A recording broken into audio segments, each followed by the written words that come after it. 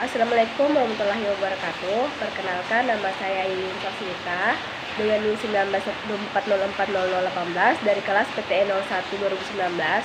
Nah, di sini saya akan menjelaskan tentang transmission line structure and equipment.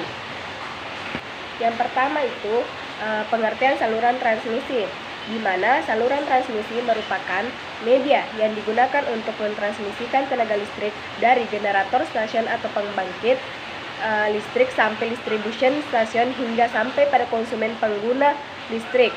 Tenaga listrik ditransmisikan oleh suatu bahan konduktor yang mengalirkan tipe saluran transmisi listrik. Yang kedua, macam-macam saluran transmisi. Saluran transmisi memiliki beberapa kategori yang terbagi menjadi 3, yaitu berdasarkan arus listrik, pemasangan, dan tegangan. Yang pertama, saluran transmisi berdasarkan arus listrik terdiri dari 1. Saluran transmisi AC. Di dalam sistem AC, penaikan dan penurunan tegangannya sangat mudah dilakukan dengan bantuan transformator dan juga memiliki 2 sistem, yaitu sistem fasa tunggal dan sistem fasa 3 fasa. Yang kedua, saluran transmisi DC. Dalam saluran transmisi DC, daya guna atau efisiensinya tinggi karena mempunyai faktor daya sama dengan 1, tidak memiliki masalah terhadap stabilitas terhadap sistem sehingga dimungkinkan untuk penyaluran jarak jauh dan memiliki isolasi yang sederhana. Saluran transmisi berdasarkan pemasangan terdiri dari 1. Saluran udara atau overhead line. Saluran transmisi yang menyalurkan energi listrik melalui kawat-kawat yang digantung pada isolator antara menara atau tiang transmisi. Yang kedua, saluran kabel tanah atau underground kabel. Saluran transmisi yang menyalurkan energi listrik melalui kabel yang dipendam di dalam tanah. Saluran transmisi berdasarkan tegangan terdiri dari 1. Saluran udara tegangan ekstra tinggi atau SUTET atau SUTET 200 kV sampai 500 kV. Kedua, saluran udara tegangan tinggi atau SUTT 30 kV sampai 150 kV. Yang ketiga, saluran kabel tegangan tinggi atau SKTT. Yang keempat, saluran udara tegangan menengah atau SUTM 6 kV sampai 20 kV.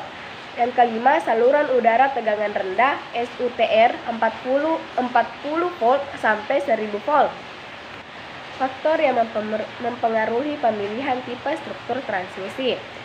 Faktor yang menurut Polman banyak yang mempengaruhi pemilihan tipe struktur dari saluran transmisi OH atau overhead dalam pendesain.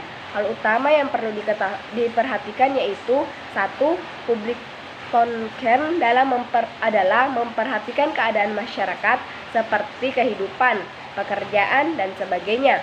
Biasanya mengadakan hearing sebagai salah satu proses perizinan pembangunan jaringan transmisi baru. Yang kedua, teknik pembangunan, di mana jenis tiang pole dan lattice memiliki cara pembangunan yang berbeda. Yang ketiga, pemeriksaan, penilaian, dan pemeliharaan merupakan proses dari inspeksi dan penilaian awal dari ahli dan juga aktivitas pemeliharaan yang diperlukan. Yang keempat, kemungkinan untuk upgrading dan uprating karena susah untuk mendapatkan ROW atau izin yang diperlukan untuk membangun jaringan. Peralatan pada saluran transmisi. Saluran transmisi tenaga listrik terdiri dari konduktor, isolator, dan konstruksi saluran tiang penyangga.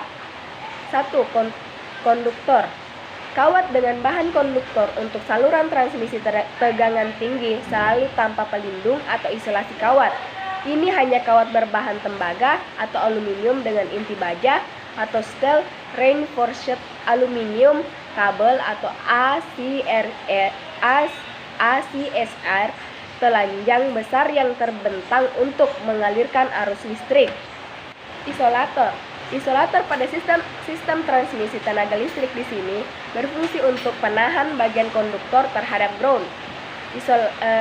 Bahan isolator harus memiliki resisten yang tinggi untuk melindungi kebocoran arus dan memiliki ketebalan yang secukupnya atau sesuai standar untuk mencegah breakdown pada tekanan listrik tegangan tinggi sebagai pertahanan fungsi isolasi tersebut. Kondisinya harus kuat terhadap goncangan apapun dan beban konstruksi saluran tiang penyangga. Saluran transmisi dapat berupa saluran udara dan saluran bawah tanah. Namun, pada umumnya berupa saluran udara, energi listrik yang disalurkan lewat saluran transmisi udara pada umumnya menggunakan kawat telanjang sehingga mengandalkan udara sebagai media isolasi antar kawat pengantar.